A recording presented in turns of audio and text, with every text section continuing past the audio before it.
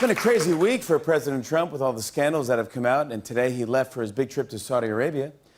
You know things are bad here when you go to the Middle East to get away from it all. You know, that's... Really? And I hear there's a chance that when he returns, he'll still be president. With Trump gone, you know what that means? We have the coal country to ourselves for the weekend. The flight to Saudi Arabia is actually 14 hours. Yeah, but Trump was ready for the long flight. Before settling into a seat, he formed his hair into a neck pillow. He's going to Saudi Arabia first, where he wants to unite the Muslim world with a speech on radical Islam. The idea is to unite our Islamic friends against our Islamic enemies. I love Muslims, okay? That's why I call you radical. On Sunday, Trump will have lunch with the leaders of over 50 Muslim countries. In the first hour will be just Trump trying to pronounce their names. King Salami al Scooby-Doo.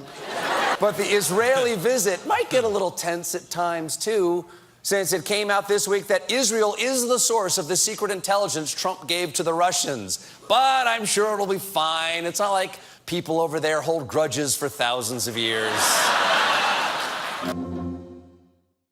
Let's play some video, if we could, please, of a pretty stunning moment. Jim was talking about the publicity of this and how much we're seeing, but do you see that that chain around, the gold necklace around the President Trump's neck there? Well, Saudi King Salman presented that to the president. It's a gold medal. The collar of Abdulaziz Al Saud is what it's called, and it's the nation's highest honor. I want to ask you, Anushe, what do you make of, what is the symbolism there? What is the intention as he gives him that honor? Because already what we are seeing, the grandeur of this welcome, is so different from what we've seen with past presidents. Well, I think that Donald Trump has always kind of taken a softer stance when it's come to Saudi Arabia. You know, they were left off of his famous Muslim ban list and also his executive order barring Muslim immigrants from the U.S.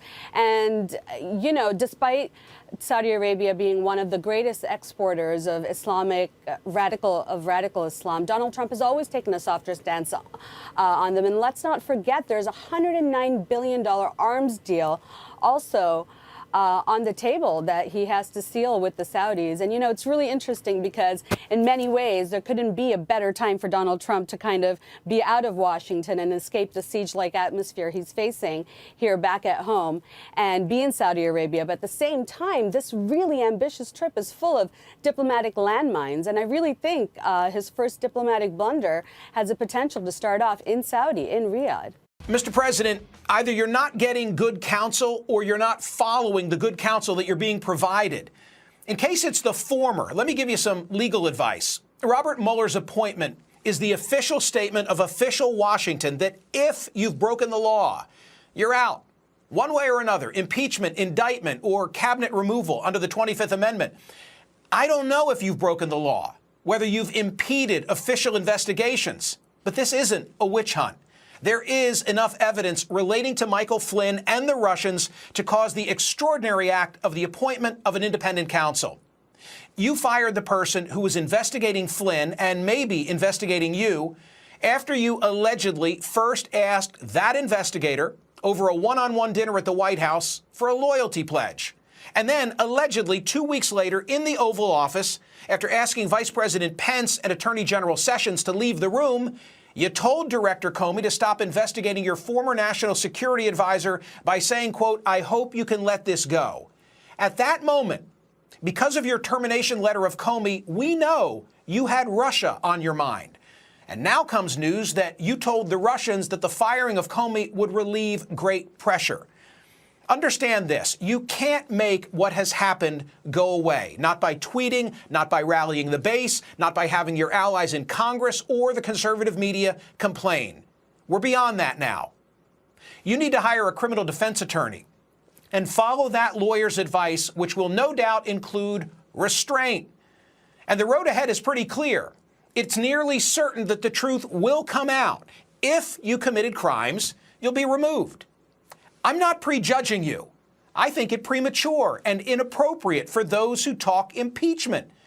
You also need to hire a political advisor who will stand up to you and tell you when you're wrong, and you need to follow that advice.